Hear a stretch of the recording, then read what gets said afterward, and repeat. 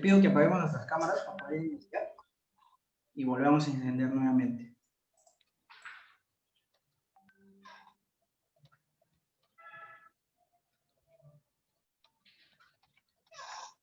La mía también, la de nosotros también. Sí, doctor. Correcto.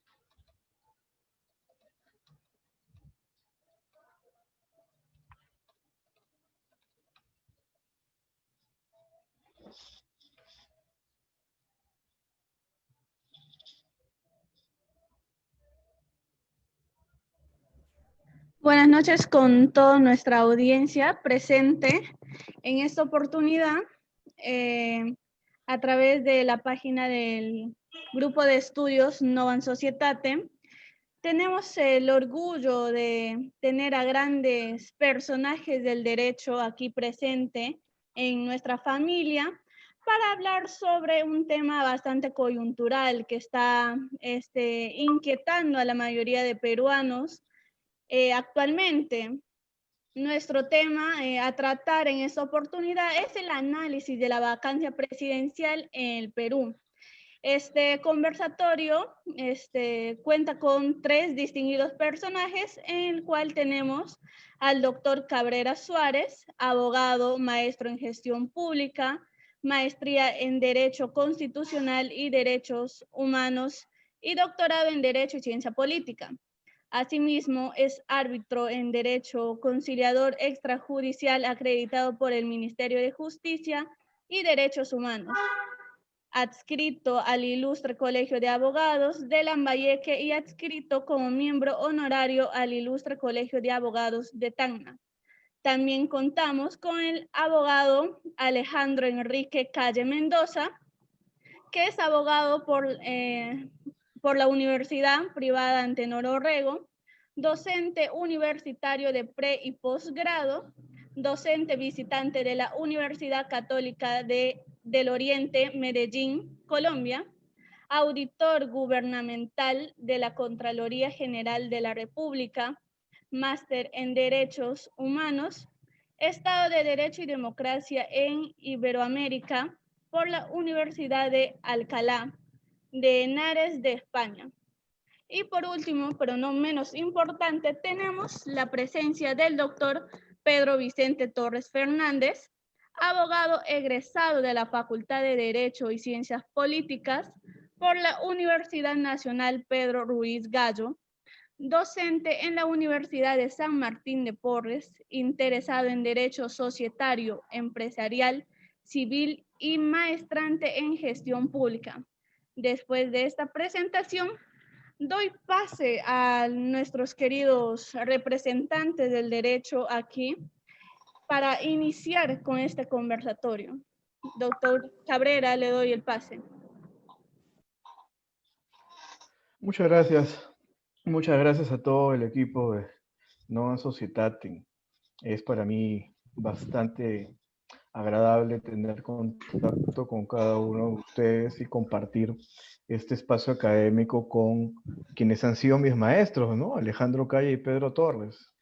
Enhorabuena por eso, me siento muy contento de que al menos a través de este espacio cibernético, como dice la canción, podamos estar de alguna manera unidos. Y qué mejor a través de un tema que no solamente hoy, sino que probablemente en muchas semanas se siga discutiendo y tiene que ver precisamente con el contexto ya de aplicación, ¿verdad?, de la incapacidad moral permanente. Figura de la cual mucho se ha dicho, tal vez poco se ha entendido y que seguramente va a generar una serie de reflexiones a nivel doctrinario y jurisprudencial que todos esperamos, pero que creo que cada uno tiene su especial punto de vista, y para eso es bueno, o para eso son positivos estos espacios y estas vitrinas, porque lógicamente nos permiten alinear ideas, debatir argumentos y sobre todo generar tendencia en una materia en la cual, como estábamos conversando antes de que inicie este conversatorio, como decía Alejandro, más que todo un tema de apasionamientos, y a veces los apasionamientos nublan, ¿verdad? Nublan la visión real de las cosas, y sobre todo ese mirar con subjetividad ciertas instituciones y categorías del derecho podría más bien poner en riesgo el desarrollo integral, el desarrollo objetivo de estas categorías e instituciones. Así que no con esa breve explicación o reflexión daré inicio a los puntos que quisiera tocar. Yo en realidad considero que este debe ser un conversatorio de lo más horizontal en el que podamos compartir ideas y algunos puntos de vista, como lo decía yo. Yo creo que tal vez el punto inicial o el punto de partida debería ser entender conceptos, ¿verdad? Porque muchas veces se habla sobre incapacidad, mucho se habla de antejuicio político, mucho se habla acerca de asuntos de moral, de buenas costumbres y otros elementos, pero realmente no se llega a conceptualizar estas instituciones. Entonces, en mi particular opinión, y con eso empiezo y le daría el uso de la palabra a Alejandro para que luego comente sus percepciones con respecto a este punto de definir conceptos. Creo de que la figura de la incapacidad moral, hay que decirlo, no es una figura que se encuentra plenamente desarrollada en nuestro ordenamiento jurídico y en nuestra experiencia política, pero sin embargo es una institución válida, una institución que se encuentra plasmada en la Carta Política y por lo tanto forma parte de las herramientas o de las, digamos, las piezas fundamentales del check and balance para generar el equilibrio de poderes. ¿Qué opinas, Alejandro, sobre eso? En primer lugar, agradecerles a este círculo, a este grupo de estudios, Novan Societates, por la invitación, a ti, Roberto, también por ser promotor de estos espacios, a mi querido doctor Pedro, también, que nos conocemos, digamos, de las aulas universitarias desde hace mucho tiempo atrás, y volvernos a encontrar en estos espacios para mí es gratificante, ¿no? En definitiva, yo creo que digamos, el problema radica en justamente haciendo yo me voy un poco más haciendo un parangón o llevando este tema a, digamos, al principio de legalidad o tipicidad. Si bien es cierto, este es un aspecto que también tiene alto contenido político, digamos, también no escapa a algunas definiciones que en alguna oportunidad ya el Tribunal Constitucional ha señalado, como el principio de legalidad, el principio de tipicidad y sobre todo el principio de taxatividad, ¿no? Y ahí es donde creo yo que ahí empieza a radicar el problema, porque no se ha definido muy bien los alcances del término moral o incapacidad o permanente incapacidad moral, ¿no es cierto? Entonces, mientras que no estemos o no se haya un consenso o se haya delimitado el tema digamos, de este término de incapacidad moral, es que estamos o podemos estar siendo con las interpretaciones a veces apasionadas, como veníamos comentando, y a veces convenientes o no convenientes, ¿no? A veces convenientes a nuestros fines políticos o no convenientes a nuestros fines políticos, tratar de llevar, digamos, el curso a lo que nos convenga. Entonces, yo considero que hay una falencia, digamos, de nuestra Constitución al no poder haber definido de una vez este término tan importante y tan amplio a la vez, digamos que tiene nuestra carta máxima o nuestra más alta carta, digamos, legal o norma legal. Entonces considero yo que ahí radicaría, porque si bien es cierto, está en nuestra Constitución, está la figura, es constitucionalmente permitida, pero digamos, yendo ya a descifrar el contexto mismo y el asunto, la definición mismo del término, resulta ser un tanto ambigua. Con esta reflexión quiero también darle pase al doctor Pedro, a efectos de, digamos, de hacerlo más dinámico y no hacerlo, no hacer un monólogo, sobre todo de parte mía, ¿no? Adelante, doctor Pedro. Gracias, doctor Alejandro. Gracias, Roberto. Gracias a todos ustedes por permitirme compartir un poco algunas ideas no solamente con Alejandro y Roberto, sino con todos ustedes, sobre un tema que no deja de ser novedoso y apasionante, justamente por los momentos que vive el país. Pero siendo que la política es también una ciencia apasionante, tenemos que empezar separando lo político de lo jurídico y por qué en este caso sí fue válido y por qué en este caso mucha gente dice que no es válido. Entonces, si nosotros como operadores del derecho, como operadores de la justicia, que tenemos que bajar la norma de la estratosfera, del ciarla sobre el suelo y aplicarla a un caso concreto, tenemos que tener claros algunos conceptos que tienen que ver, como ya se ha dicho, con el tema del contenido de la norma y específicamente con la tipicidad, de a qué nos referimos cuando hablamos de incapacidad moral. Y creo que el principal problema viene por ahí porque se presta a dos grandes corrientes de pensamiento.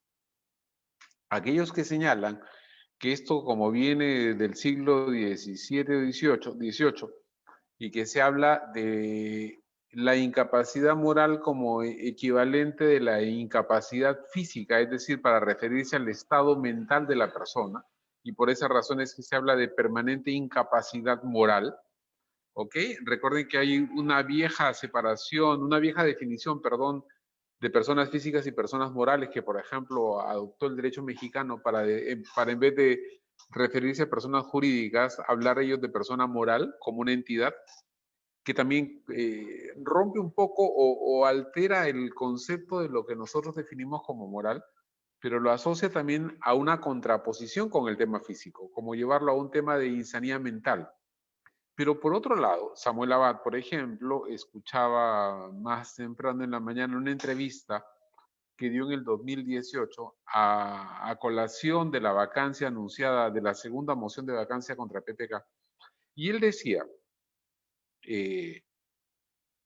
señalando también que aquí hay una norma que le falta desarrollo constitucional, le falta desarrollo normativo para saber exactamente a qué nos referimos con incapacidad moral. Él decía que este inciso del 113 de la Constitución tiene que ver con una suerte de válvula de escape. ¿Por qué? Y para plantear el tema, y ustedes lo desarrollarán mejor que yo probablemente, siendo que nuestra carta política es una carta casi presidencialista, que le da mucho poder al presidente y que trata de protegerlo en todos los aspectos, al punto que el presidente no se le puede acusar, salvo por las causales contenidas en la Constitución. Los demás solamente puede ser acusado y enjuiciado al término de su mandato, no durante el mandato. Es decir, el presidente es elegido, jura el cargo y prácticamente es inamovible durante 5 años.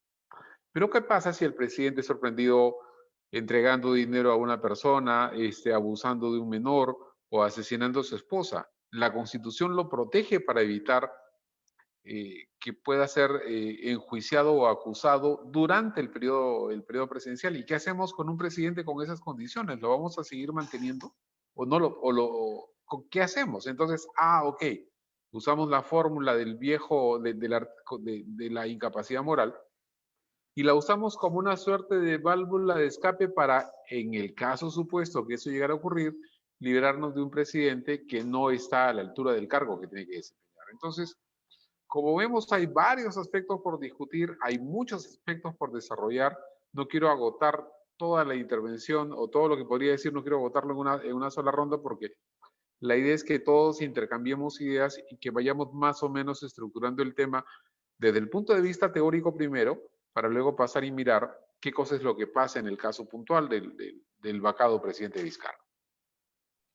Correcto, creo que todos entonces compartimos la idea de que la figura de la vacancia presidencial resulta ser una figura inacabada, es un tópico que de alguna manera nace del derecho civil francés en la idea de incapacidad psíquica, ¿no? O psicológica, ¿no es cierto?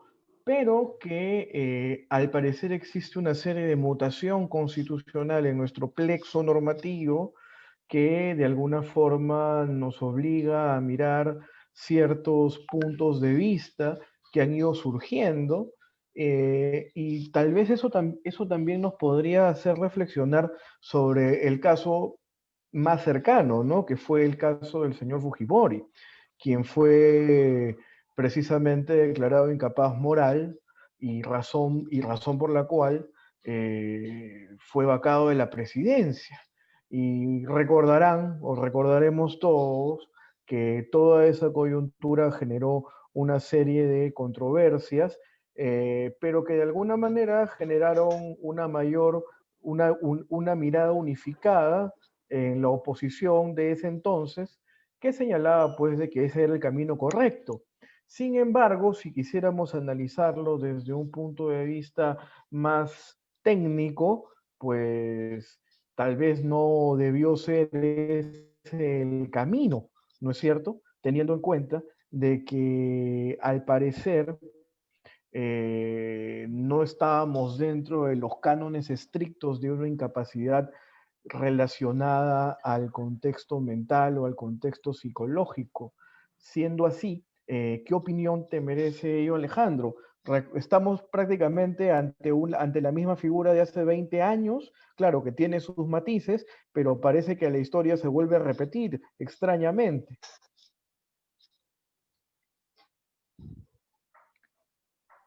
Sí, sí, querido Roberto, sí, en realidad,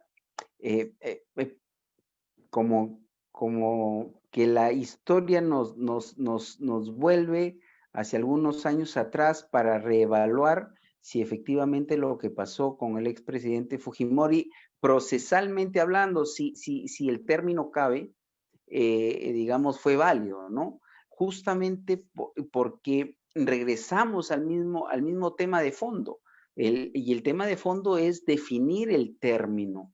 ¿Qué es incapacidad moral? Como decía bien el doctor Pedro, definitivamente la Constitución, pues, el espíritu, en todo caso, hacia donde apunta es convertir al presidente o darle la seguridad jurídica al presidente para que de alguna u otra manera pueda, entre comillas, gobernar con tranquilidad y que estos términos ambiguos pues no sean de alguna u otra forma utilizados políticamente. Desafortunadamente o afortunadamente el Congreso pues es un ente político, ¿no? No necesariamente es un ente técnico jurídico, ¿no? He ahí donde radica muchas veces digamos, la ambigüedad, el uso de la fórmula, digamos, para separar del cargo.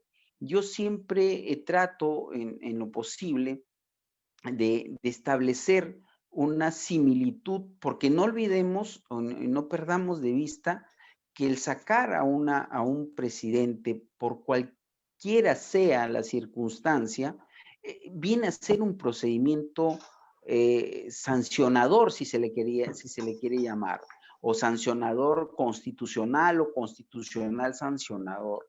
Entonces, esto nos lleva al punto que tiene que revertirse o revestirse, mejor dicho, de todas las garantías que la Constitución y los tratados internacionales también digamos, los aseguran o los proclaman, ¿no? Entonces, al no haber esta delimitación conceptual, digamos, y bien decía el doctor y anotaba el doctor Pedro Torres, una norma de desarrollo constitucional que aclare el tema, estaríamos adoleciendo de un procedimiento en el cual uno de los términos, digamos, no está claro.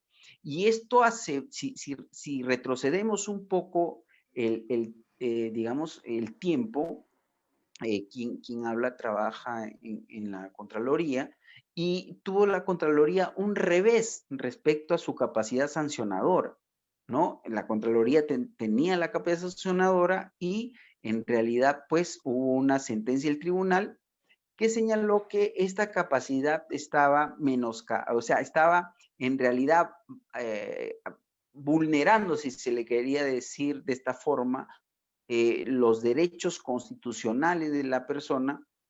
¿Por qué? Porque no estaba definida ciertos aspectos y por lo tanto trae a colación el término de o trae nuevamente a colación el término o la definición de taxatividad. ¿Qué quiere decir taxatividad? Que tiene que estar plenamente definido. Entonces, desafortunadamente, podemos digamos, entrar siempre viendo los matices. Políticamente, pues a veces el presidente Fujimori, pues, no tenía aceptación, había cierta reticencia por parte de la población. Acá aparentemente es lo contrario, ¿no? Y digamos, si hacemos una comparación, pues se han empleado el mismo procedimiento, sin embargo, la población en su conjunto aparentemente no aprueba un mismo procedimiento, digamos, de quitarle el cargo, de sacarle el cargo a un presidente que de alguna u otra manera está siendo cuestionado. El tema es que los cuestionamientos tienen ribetes o colindan con aspectos que tendrían que ver una tipificación de un delito. Entonces nos preguntaríamos también qué pasaría si en algún momento más adelante el señor presidente pues resulta siendo absuelto. Entonces volvemos nuevamente al punto de inicio. ¿Qué significa incapacidad o permanente incapacidad moral? Si bien es cierto, es un término que estamos importando del derecho francés, pero yo concuerdo con Roberto que está más ligado al tema de una enfermedad, digamos, mental, por así decirlo, ¿no? Sí, definitivamente sí. Como para ir alineando, creo, el tema concretamente en el contexto de poco desarrollo, a mí me parece que existen algunos elementos que tal vez podrían, de alguna manera, generar un mejor desarrollo y una, sobre todo, contextualización de la vacancia presidencial por incapacidad moral permanente al contexto del debido proceso, ¿no? Yo creo que con respecto a la incapacidad moral permanente, su mismo nombre lo señala, debería ser el hecho o los hechos que motivan esta declaratoria de incapacidad moral, deberían tratarse en todo caso de conductas repetidas, ¿verdad? Conductas reiteradas. Habría que preguntarnos en todo caso si es que el señor, las acciones o las conductas del señor Vizcarra han sido repetidas o reiteradas. En mi particular opinión, yo creo que sí, ¿no? Por otro lado, también habría que consensuar el contenido de lo que es la moral, ¿no? O la moral pública. Y ahí sí nos encontramos frente a una discusión bastante amplia, ¿no es cierto? Porque de repente para Alejandro Calle algo es inmoral y para Pedro Torres algo es totalmente correcto, ¿no? De acuerdo a su cosmovisión, a sus principios, a sus tradiciones, etc. Lo mismo con Roberto Cabrera. Entonces, ahí sí encuentro yo un elemento altamente subjetivo, pero que de alguna forma debería, al menos, o catálogo de elementos que coadyuven de alguna manera a contar con esa tipificación, como decías al inicio, Alejandro, que permita una mayor objetividad. Eh, Ahora, respecto a la motivación, ¿no? Eso sí me parece un punto que también tendría que desarrollarse, sobre todo porque nada se encuentra exento del control constitucional y por lo tanto, si hablamos dentro de los cánones constitucionales, cada decisión debe ser adecuadamente motivada. Tiene tanto fácticamente como jurídicamente, más aún en el sentido de la máxima sanción que se le puede dar a un funcionario, en este caso al presidente de la República, que es su vacancia. Entonces, al declarar incapaz moral prácticamente es eliminarlo de la escena pública para siempre, ¿no es cierto?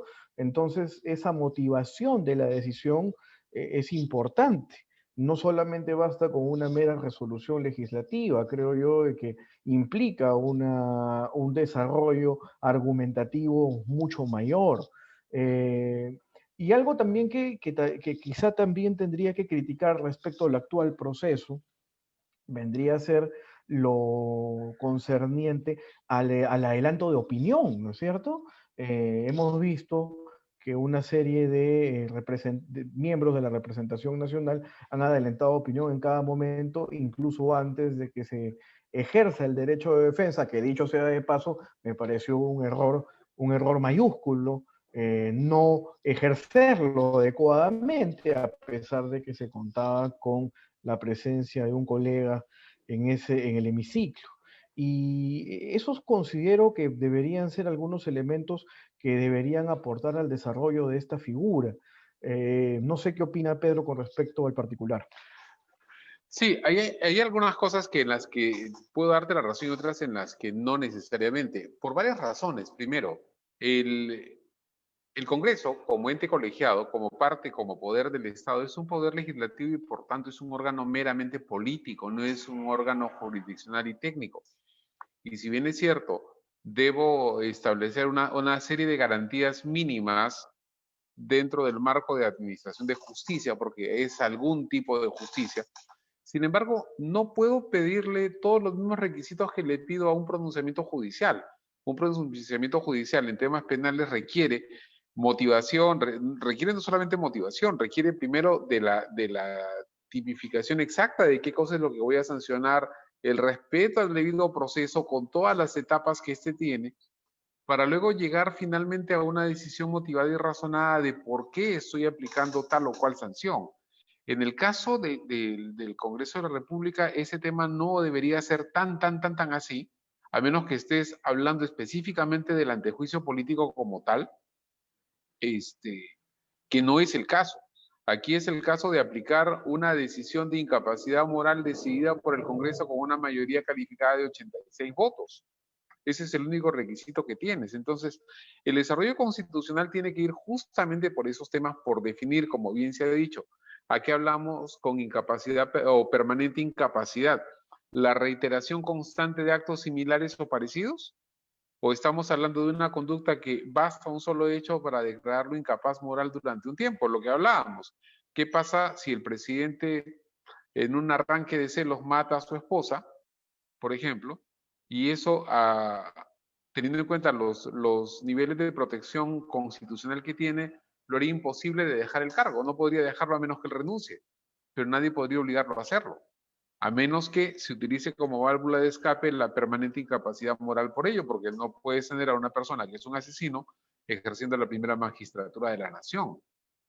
¿Correcto? Entonces, hay una serie de cosas que son altamente polémicas y que además reposan en la subjetividad del legislador, del congresista, que es el que finalmente va a decidir.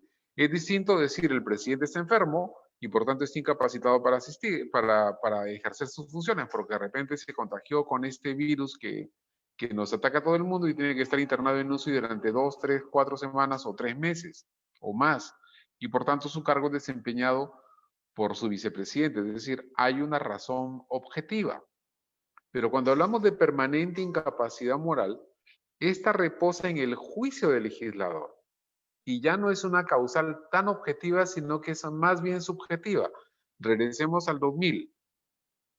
En el 2000, cuando se le aplicó a Fujimori, ¿por qué fue? Porque renunció en el extranjero, porque se había excedido del plazo. Dijeron, ah, no, es un incapaz, fuera. Y después se le sancionó con la destitución y se le inhabilitó por 10 años, si la memoria no me falla. Entonces, estamos hablando de escenarios parecidos, pero no exactamente iguales.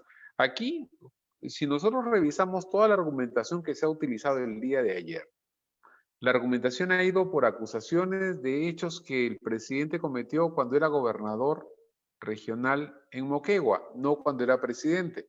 O se han puesto, más bien también las pocas personas que se refirieron a su gestión actual, se han referido a temas como el manejo de la pandemia. Pésimo desde mi punto de vista. Pésimo manejo por la inexistencia de un sistema nacional de salud que no existe y no ha habido interés en articularlo como tal. Pero esa es otra historia, ¿no?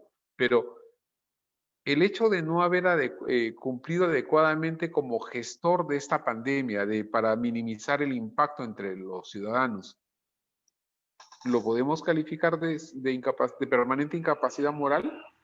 Como vemos, hay muchos puntos de vista en juego aquí. No podemos tener clara la idea. Y mi cuestionamiento al procedimiento no es que sea inconstitucional porque no existe, existe en la Constitución y es aplicable tal cual. Tal vez un poco forzado, sí. Tal vez inoportuno, sí. Merecido, también. En eso estoy clarísimo. Yo no soy defensor de Vizcarra en absoluto. ¿Ok? Pero sí hay temas que, como repetía o como señalaba al comienzo, tenemos que separar lo político temporal que tenemos en estos instantes de aquello que debiera ser atemporal y es la norma. Porque la norma debe existir en el espacio, en el cielo etéreo, para aterrizarla en un momento determinado a un caso puntual y concreto. Para eso finalmente somos abogados.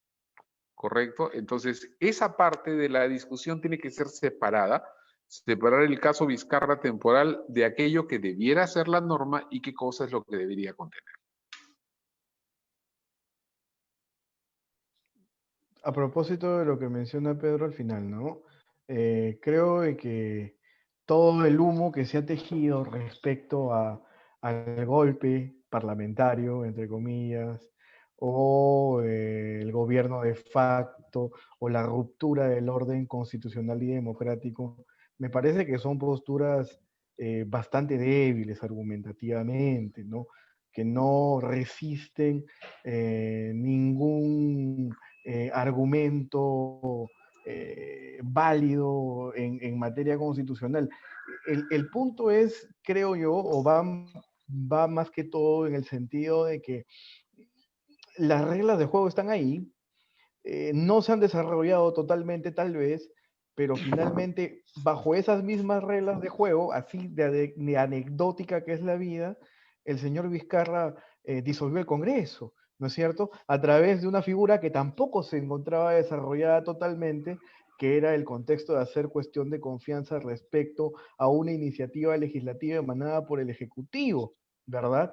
Entonces, lógicamente, este tipo de acciones que forman parte del paquete normativo dentro de la aplicación concreta de la teoría de los pesos y contrapesos, cuando no existe en un parlamento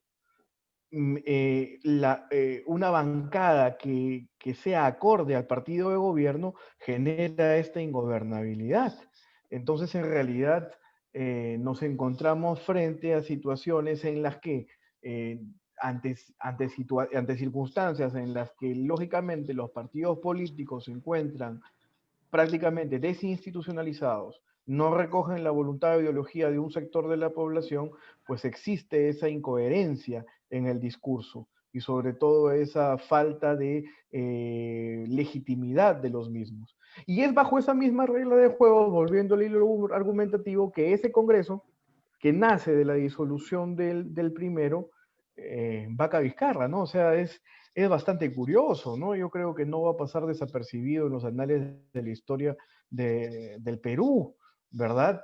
Y eso creo yo de que muestra una vez más una de las tristes realidades que tenemos como país, que es el hecho de que muy pocas veces nos sentamos a deliberar y más bien siempre nos interesamos en imponer nuestras ideas y sobre todo generar de alguna manera polémica y motivar a la población, yo le digo muchas veces a la masa, en base a argumentos que resultan pues generar cierto apasionamiento, sobre todo en los jóvenes, ¿no es cierto? ¿Qué opinas, Alejandro, sobre el particular? Sí, en realidad desde esta tribuna, en primer término, llamar siempre a la calma, digamos, a la reflexión. Hay mecanismos digamos, de protesta que sean constitucionalmente válidos también. No podemos legitimar ningún acto de violencia. Hemos visto también un acto de violencia expreso en contra de algún legislador y que ha sido de alguna u otra manera incluso avalado por cierta parte de la población. Considero que no se justifica por ningún lado el tema de violencia y como decía el doctor Pedro Torres, yo tampoco defiendo a ninguna línea política, no estamos acá defendiendo a ninguna facción política, sino que estamos acá de alguna u otra manera defendiendo la institucionalidad, digamos, del Perú. Pero también viene a colación, como bien decía Roberto, el tema de la legitimidad, ¿no? El Congreso pasado, pues, fue de alguna u otra manera perdiendo esa legitimidad y por lo tanto fue, con estas mismas reglas de juego, fue sacado de la jugada política, ¿no? Y paradójicamente, con estas mismas reglas de juego, el que impulsó digamos, el expulsar legítimamente a un Congreso que estaba totalmente devaluado, ahora termina este Congreso que, siguiendo el hilo, digamos, de los hechos, fue se me ocurre, si cabe la palabra, una consecuencia del acto del presidente, ¿no? Y que más bien le da un revés ahora el mismo Congreso bajo estas mismas circunstancias digamos, de interpretación, ¿no? Porque volvemos nuevamente al tema, ¿no? Si bien es cierto, como decía el doctor Pedro, y comparto esa idea, debemos separar lo político con lo jurídico, pero el problema es cómo hacerlo, en qué momento hacerlo, porque justamente el Congreso pues es un órgano netamente político, pero yo sí considero y estoy convencido que sí deben haber ciertas reglas, sobre todo claras, que no deje el margen discrecional para que cuando no haya este contrapeso que bien decías, Roberto, dentro del Parlamento, pues se dejen a sus anchas ejecutar lo que en algún momento en algún momento de la historia fue bueno y en algún momento de la historia fue malo, ¿no? Entonces tenemos como que va a sonar fuerte, va a sonar duro, como doble rasero, o nos olvidamos muy rápidamente de los procedimientos que hemos ejecutado, o tenemos doble discurso. Entonces, ¿por qué sí para unos y por qué sí para otros no? ¿no? He ahí de alguna u otra manera mi reflexión, porque son las mismas reglas de juego, es la Constitución que se empleó hace unos momentos atrás para sacar al Congreso, hablando en términos más simples, ¿no? Y en este momento están sacando al presidente con la misma Constitución. ¿Por qué ahora sí hablamos de un golpe de Estado? Porque antes no se habló de un golpe de Estado, o sí se habló, pero fue la minoría, pero como estaba legitimado, entre comillas, el accionar, porque no olvidemos que se trató, entre comillas, de una denegación tácita. No sé si la palabra es exacta, digamos, ¿no? Y ahí sí fue válido, ¿no? Y entramos nuevamente digamos, a dar vueltas en círculo, ¿no? Porque si en cierto contexto puede ser bueno y en cierto contexto con las mismas reglas puede ser malo. Y reitero y vuelvo al ruedo, es por la ambigüedad de ciertos términos, que si bien es cierto, como dice el doctor Pedro, y comparto con él, no debemos de pedir, pues, que sea sumamente exquisito el procedimiento, digamos, no es como un proceso penal rígido y todas las etapas con una resolución debidamente motivada, pero yo sí creo que debe de haber, como dice Roberto, cierto nivel, en primer lugar, de motivación, ¿no es cierto? Cierto nivel de legalidad y sobre todo de tipicidad de ciertos términos para no encontrarnos más bien en esta dicotomía que en un momento sí fue aceptado y ahora no es aceptado. Entonces mañana, pasado mañana o de aquí en unos años más vamos a decir que sí fue bueno para él y fue malo para el otro. Entonces, ¿cómo no podemos estar dejando en esta incertidumbre? Yo creo que más hace daño esta incertidumbre normativa, legislativa, como se le quiera denominar, que digamos las propias decisiones, porque si dejamos con amplia libertad, sobre todo a los órganos o entes políticos, de decidir, desgraciadamente podríamos generar más descontrol que control. Sí, claro. Solamente una reflexión antes de dar el uso de la palabra a Pedro, ¿no? Es legítimo, es ilegítimo cuando disuelve el Congreso, perdón, es ilegítimo cuando vacan al presidente, pero volverá a ser legítimo cuando se le devuelve el 100% de los aportes al ONP y a toda la gente, ¿no? O sea, es por ahí, creo yo, el tema del doble discurso. ¿No es cierto? Yo pienso que va por ahí. Ahora, un tópico adicional creo también que es interesante, y es el hecho, ¿sabes?, del Tribunal Constitucional, ¿no? Pero eso porque está dentro de los plazos, porque cuando se interpone una demanda en los procesos competenciales se tiene 30 días para contestarla, y como sabemos, nosotros como abogados, tú esperas el último día para hacerlo. Hasta por estrategia lo haces, ¿verdad? Claro. Entonces, las reglas procesales... Sobre todo los que confunden expedientes.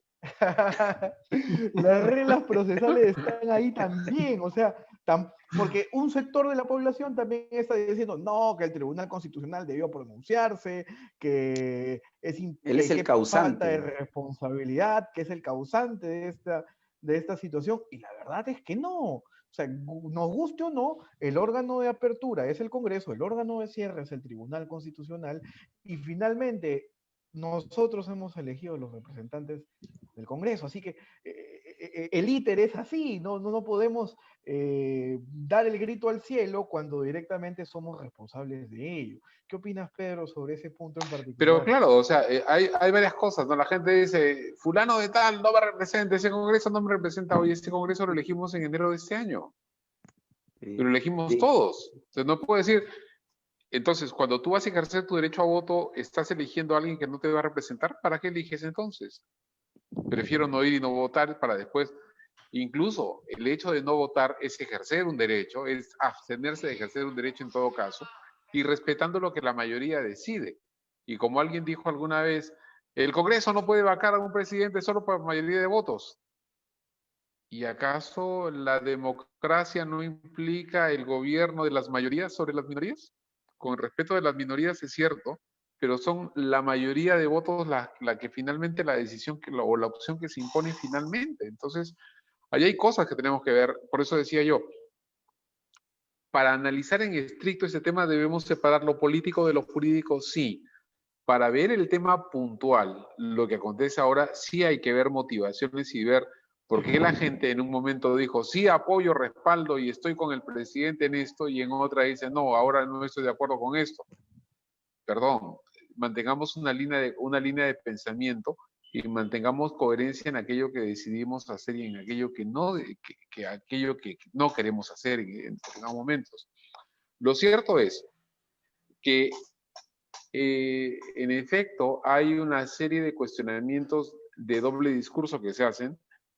Ahora, por ejemplo, se dice, como el Congreso ahora va a dirigir el Ejecutivo, el Ejecutivo, perdón, va a aceptar todas las leyes que vengan del Congreso y que tienen que ver con el manejo fiscal. Entonces, perdón, hay mensajes que entran de rato en rato. Entonces, no es tanto así, porque ahora Merino, que es el presidente de la República en este momento, tiene que también administrar adecuadamente los fondos y no puede agarrar y despilfarrar dinero cuando sabemos que estas medidas, aunque no querramos reconocerlo, pero tienen un impacto en lo económico. Y un impacto fuerte, y hemos visto que la bolsa se ha desplomado el día de hoy. Esperemos las primeras, el nombramiento de gabinete y todo lo demás, para poder ver cómo logramos mantener estabilidad y administramos este tiempo de crisis en los próximos 9 meses hasta la asunción del nuevo presidente, que elegiremos el próximo año. Hay que ver todo ese tipo de situaciones, más allá de todas las cosas que se dan alrededor. Y si vemos el tema estrictamente político, hay cosas que hay que mirar, que hay que tener claras y que la gente no las quiere tener claras. O se dejan llevar y solamente miran lo que a alguien le interesa que miren. El presidente, cuando asume medio peleado con la bancada del partido que lo llevó al poder. Y decide romper luego finalmente toda relación, porque al comienzo los invita y son parte de su gabinete. Cuando estalla el escándalo Cuellos Blancos, que le da a Vizcarra la oportunidad de tomar una bandera y encontrar un norte, porque recordemos que desde que él asume hasta que estalla el escándalo, Vizcarra pasaba absolutamente desapercibido, parecía que no teníamos presidente. Cuando salta el escándalo Cuellos Blancos, recién él toma la bandera y dice, no puede ser por acá, y presento y exijo quiero hacer X o Y cosas, ¿no? Entonces, recién empieza a aparecer como si fuera el líder que todo el mundo quería ver en ese momento. Pero hay otra cosa, él cuando luego disuelve el Congreso y va a elecciones, él decide no ir con una lista parlamentaria. ¿Por qué? ¿Por qué razón lo hace? Eso no es, no tengo partido, no. Ahí hay más razones de peso. Es simplemente oportunidad y oportunismo político, porque le es más fácil gobernar con la gente en la calle, a su lado, que gobernar con un partido que implique cierta responsabilidad o cierta corresponsabilidad con las cosas que se hacen en el Congreso. Y decide más bien apoyar a otros grupos políticos de manera oficiosa y no oficial. Pero él dice, no, lo que pasa, yo no puedo formar un grupo. Si hubiera hecho alguna alianza con algún partido X, los morados, los rojos, los amarillos o los anaranjados o los que fueran, hubiera tenido un grupo de respaldo que hubiera podido defenderlo en ese momento y no lo ha tenido. Lo que desnuda una vez más algunos temas de nuestro modelo político. Nuestro modelo constitucional es claramente presidencialista, ya lo he mencionado, todos ustedes lo saben, pero además el hecho de no tener una representación parlamentaria que por lo menos evite que lleguen a los famosos 86 votos es responsabilidad del mismo presidente. Él apostó por un modelo, gobierno sin Congreso, y el no tener bancada le pasa factura en este momento. Definitivamente es eso, ¿no?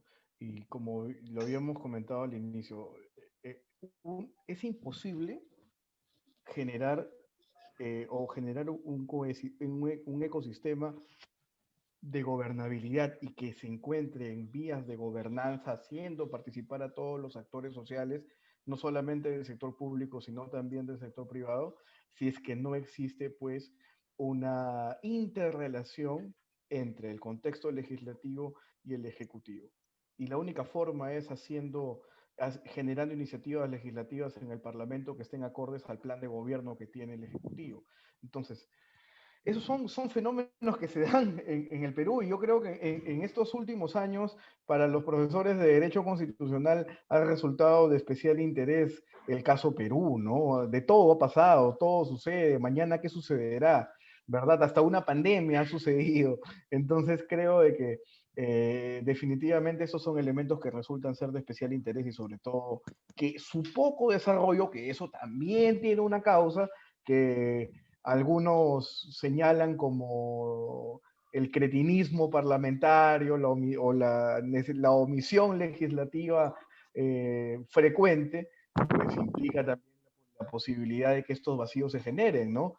Y lamentablemente todo este tipo de situaciones hacen de que ante la falta de desarrollo normativo se generen estos contextos de incertidumbre. Bueno, yo creo que el tiempo es tirano, ¿verdad? Pero, Más así, bien, pero sí, solamente, sí. solamente un tema, Roberto, muy rápido. El hecho de que todo no esté reglamentado no es necesariamente malo, porque deja la oportunidad de desarrollar cosas a través de otros medios. Mira los americanos cuántos años tiene su constitución, y si tú lo has leído es un texto recontracorto y amplísimo, Son 7 artículos. pero no tienen los problemas que tenemos, exacto, pero no y luego son algunas enmiendas, pero no tienen la cantidad de artículos que tenemos nosotros, no tienen la cantidad de regulaciones que tenemos nosotros, y no llegan a niveles de casi de escándalo como los que tenemos, que tienen que ver con la fragilidad del sistema político y la inexistencia de un verdadero sistema de partidos. Pero esa es otra historia y largo de conversar también. De hecho. ¿Deberíamos mirar a un nuevo sistema? Tal vez en Latinoamérica es la prueba viviente de que el sistema presidencialista ha fallado o ha fracasado. Tal vez deberíamos mirar a un sistema parlamentarista. Esa Tal podría vez, ser una opción. O a tal un vez. modelo de asamblea, así como les va también a los amigos en Suiza, de que cada año cambian un jefe De gobierno. o secretario de asamblea, secretario del El, comité, el ¿no? tema es que Secretario de comité. si Claro, no pero podemos recuerda con que, este sistema, si no podemos directo, con este sistema, imagínate con, con estos que son más, digamos, más dóciles, por así llamarlo de alguna u otra manera, ¿no?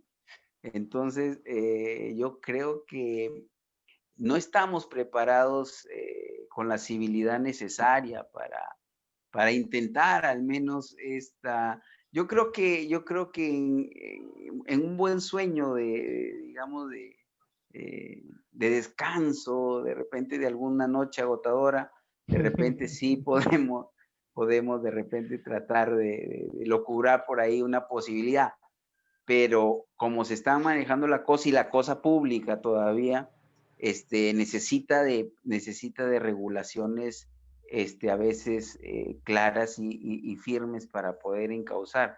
Estados Unidos, si bien es cierto, pero nos lleva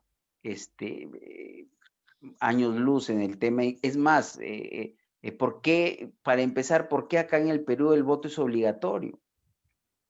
¿No? ¿Por qué el voto es obligatorio? Si no vas a votar, te ponen multa, porque no tenemos civilidad. Y si vemos la civilidad, que es otro tema que ya de repente en otro momento será, la tenemos o empieza a salir a partir de los 70, 75 años. Nuestros abuelitos son los primeros que quieren ir a votar, pero convencidos de quién votar.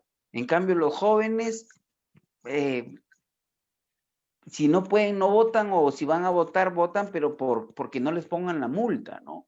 Entonces, y esto radica en la principal fuente, digamos, o en lo principal que son los partidos políticos que tenemos sumamente frágiles o deficientes, y que en algún momento tendieron a desaparecer o están en el anonimato, que de alguna u otra manera han venido, por ejemplo, Acción Popular ha tenido varios espacios, digamos, de letargo, ¿no? Yo tengo, y le confieso al doctor Pedro y mi familia viene digamos, de trascendencia, raza, de Acción Popular, de Lampa, ¿no? De Mi abuelo Belaúnde, también ¿no? lo fue. Entonces, tenemos por ahí tradición de Acción Popular, del arquitecto Belaúnde Terry, ¿no? Entonces, pero hemos dejado, dejar pasar, y a veces también ha sido corresponsabilidad de nosotros en no actuar, a veces por no entrar en la política, porque a veces uno le rehuye, es muchas veces dejarle el campo a gente que más bien entra a hacer de las suyas que en el bienestar de los demás, ¿no? Sí, definitivamente. Claro, ese es el costo de no intervenir en política. Exactamente. Esa desidia que estamos teniendo de generación en generación, que se da desde a mediados de los 80 hasta la fecha, lamentablemente nos está cobrando una factura bastante alta. En realidad, más que a mediados de 80, se da a partir del año 90. Cuando Fujimori empieza a atacar y decir la partidocracia, etcétera, etcétera, etcétera, se deshicieron, y el propio Fujimori jamás tuvo respeto por los partidos políticos. Cada vez que cada candidatura era una nueva organización política. Entonces la gente decidió que era más fácil buscar un partido que estuviera ya listo y ahora me vienen a fichar porque yo soy el líder que ese partido espera, en vez de apostar por una formación de larga carrera dentro de un partido y representar de mejor manera a un grupo de ciudadanos que coincide con esa forma de pensamiento. Pero como repito, es larguísimo de discutir y conversar al respecto. Si no, aquí no vamos a acabar nunca. Lamentablemente, en el Perú el caudillismo es un enorme problema que tenemos hasta la fecha. Pero bueno, se vienen las próximas discusiones, ¿no? La elección de los magistrados del TC, que es algo que de hecho la prensa va a señalar de que no debe hacerlo este Congreso, a pesar de que sí es su facultad, ¿no es cierto? Y probablemente también lo que se viene es las grandes preguntas sobre el regreso a la bicameralidad, que también creo, a mi particular opinión, que también creo que es algo necesario, pero seguramente coincido. la prensa también coincido. Claro, y lo que pasa es que ahí, por ejemplo, y solamente para mencionar, el pueblo dijo no porque Vizcarra dijo no, porque el Congreso anterior metió de contrabando una modificación a la Constitución en ese proyecto, y por eso es que el pueblo dijo no esa vez. Pero no es que la gente esté necesariamente desencantada, no, yo creo que hace falta una cámara alta.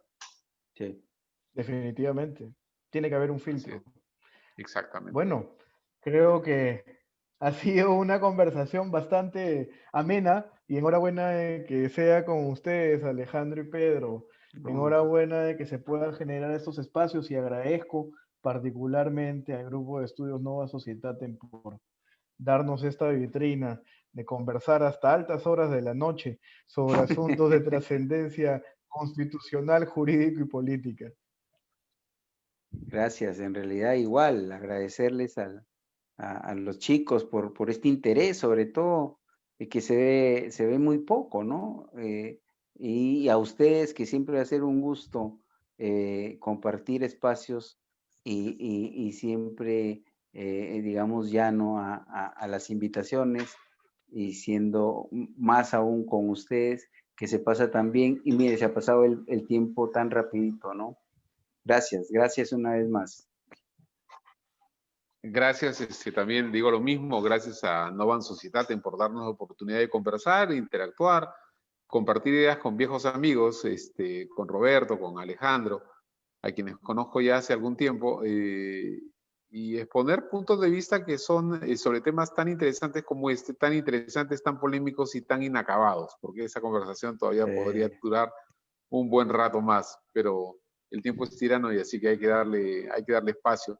Y nada, muchas gracias nuevamente y siempre dispuesto a conversar y en la medida de lo posible sobre algunos otros aspectos más. Sobre el tema societario que me encanta tanto.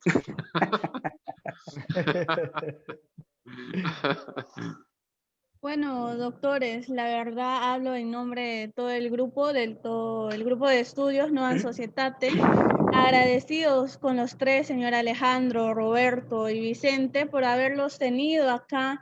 La verdad, este conversatorio ha sido muy fructífero, tanto para nosotros que nos encontramos en esta plataforma, para los que nos ven a través de nuestra transmisión de Facebook.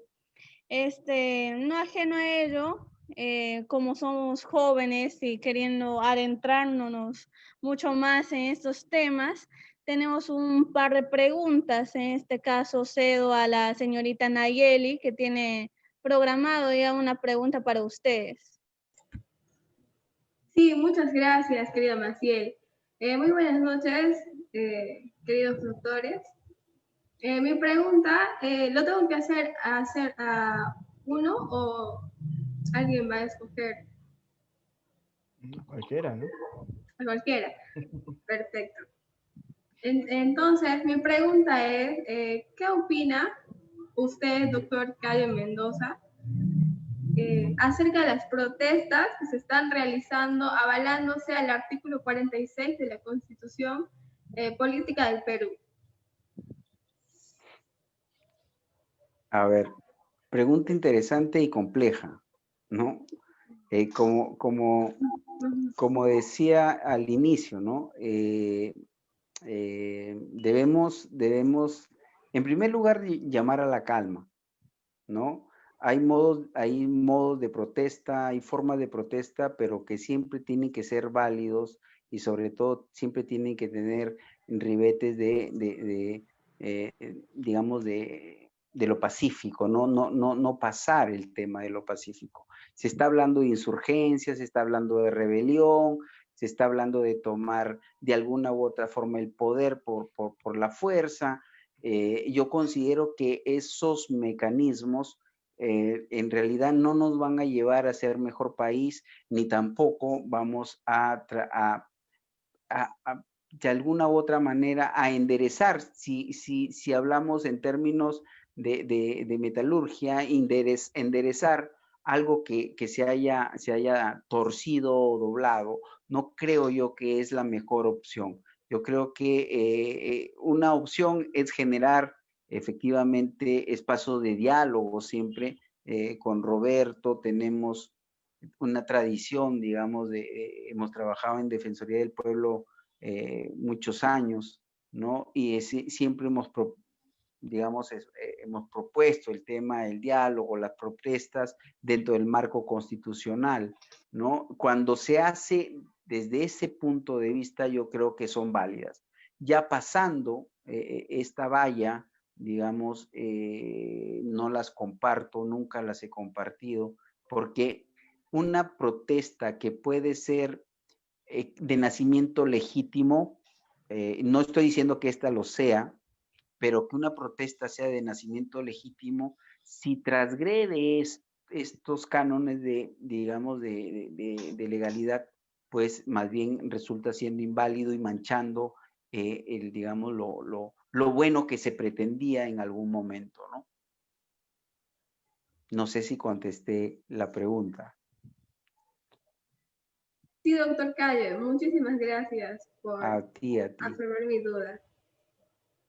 Doctor Vicente, doctor Roberto, ¿algo que aportar? ¿Discrepan con el doctor Alejandro? No, yo estoy No, en totalmente de general, acuerdo. todo lo contrario. En lo particular, y Roberto lo sabe, Alejandro también, mi labor o mi rol en esta sociedad no solamente es académico o litigante. Cuando he tenido que salir a protestar por algo que me parece injusto, lo hago. y he colaborado y organizado grupos de gente para efectuar protestas. O sea, yo no estoy en contra del derecho de la gente a protestar, pero sí De es piedras. cierto que hay que tener en cuenta jamás. Hay que tener en cuenta que así como exigimos respeto a nuestros derechos, debemos también aprender a respetar derechos ajenos. Entonces, cuando interrumpo el tránsito, cuando genero violencia, entonces el tema ya toma otro cariz y no se convierte precisamente en el ejercicio regular de un derecho constitucional, sino más bien se convierte en una arbitrariedad y en una causa de delito, porque estamos entrando a vulnerar la tranquilidad pública. Entonces, hay que tener cuidado. La protesta se puede hacer, sí, pero hay que tener un límite. Y el tema de insurgencia creo que no viene al caso porque estamos hablando, y eso lo hemos dejado claro, pese a que tenemos cierta discrepancia con algunos temas, es un mecanismo claramente constitucional que está contenido en nuestra Carta Magna y que como tal se ha aplicado. Yo comparto la opinión de Pedro y Alejandro. No nos encontramos frente a un gobierno usurpador, es un gobierno que a través de los mecanismos democráticos y constitucionales se ha elegido en el poder, nos guste o no nos guste, y por lo tanto no es válido ejercer el derecho a la insurgencia. La protesta sí es un derecho, pero este tiene que realizarse de acuerdo a ciertos cánones. Los cánones son así de simple. ¿Dónde terminan tus derechos? Donde inician los de los otros. Hoy día, por ejemplo, yo he sido perjudicado por el tema de las protestas. Han habido bombas lacrimógenas y todo lo demás. He llegado tarde y me disculpo por eso. Y lógicamente eso influye directamente en dos cosas. Uno, contextos económicos directamente. Aquellas personas que no tienen la posibilidad de llegar a sus casas o llegar a sus trabajos por estas circunstancias, sobre todo en un contexto de Lima, que el tráfico es paupérrimo totalmente, y otro que tiene que ver pues con la afectación del bien público, ¿no? Que eso siempre se da. Así que lógicamente mi posición también es similar a la de Alejandro y Pedro, ¿no? De que no podemos, en aras de una supuesta defensa de intereses democráticos, que sabemos de que está bien el discurso, pero no el objeto y no el fundamento tampoco, se pueda realizar este tipo de acciones que más bien van en desmedro de la legitimidad e institucionalidad del país.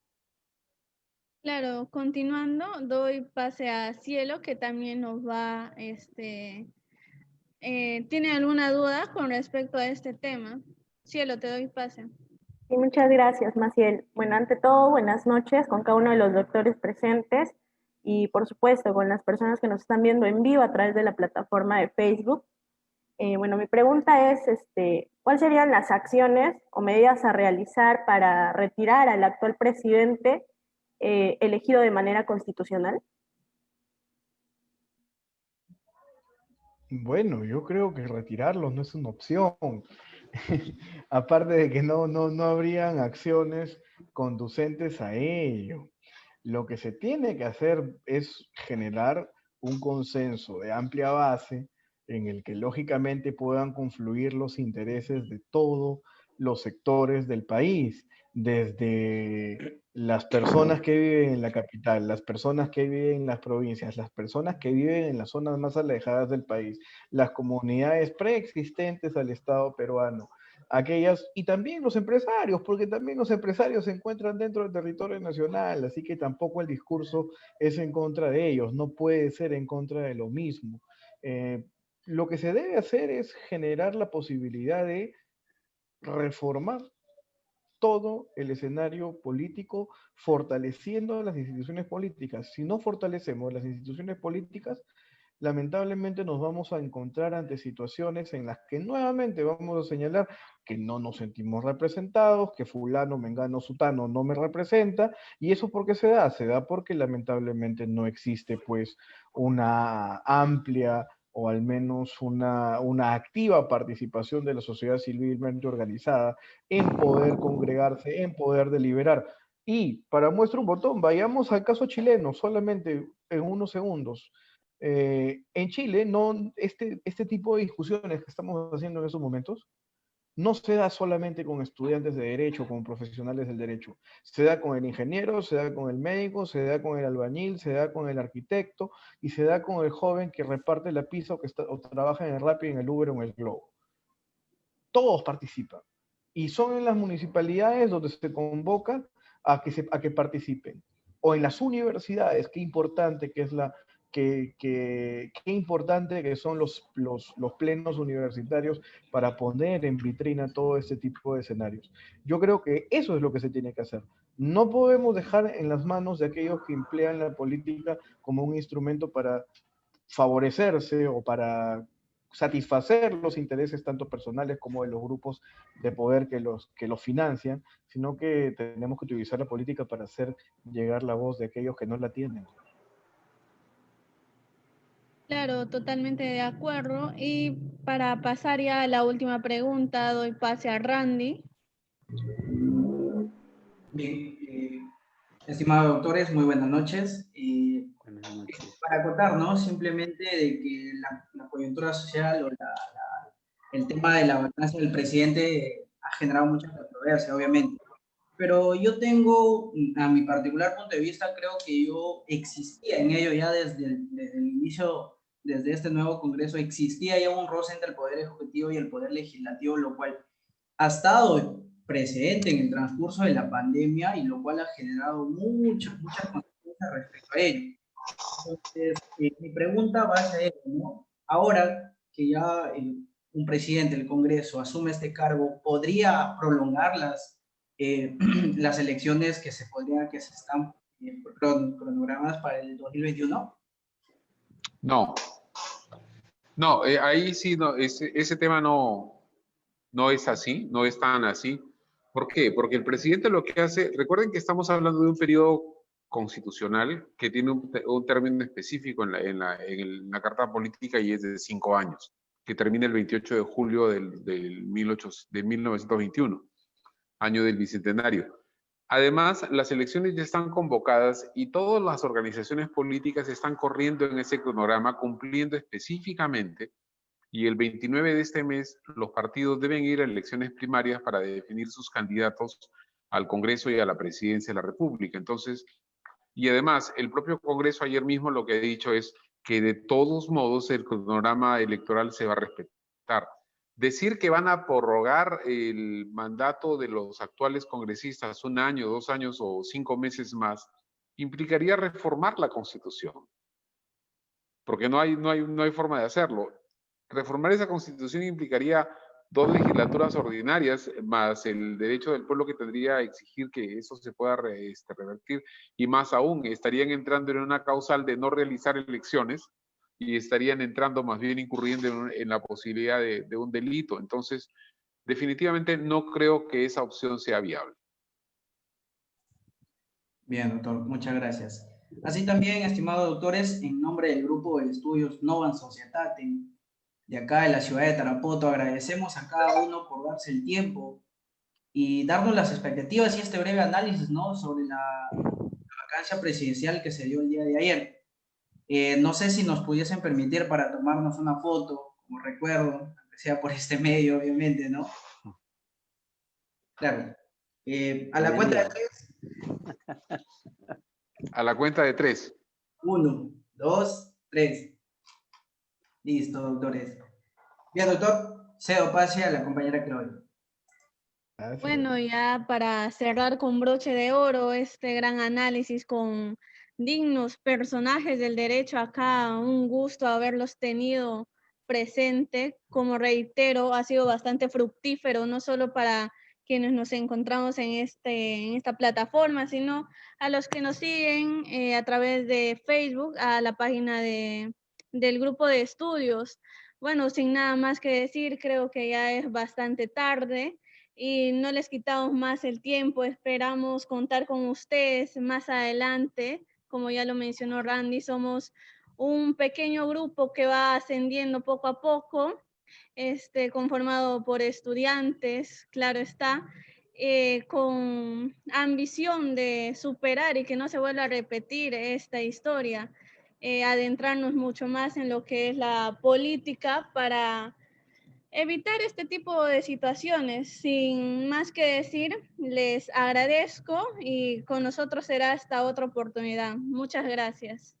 Gracias a ustedes. Muchas Gracias a gracias a ustedes. todos, un gusto Y verlos. Buenas siempre noches. un gusto y Que siempre a les vaya sus bien. órdenes. Claro que sí.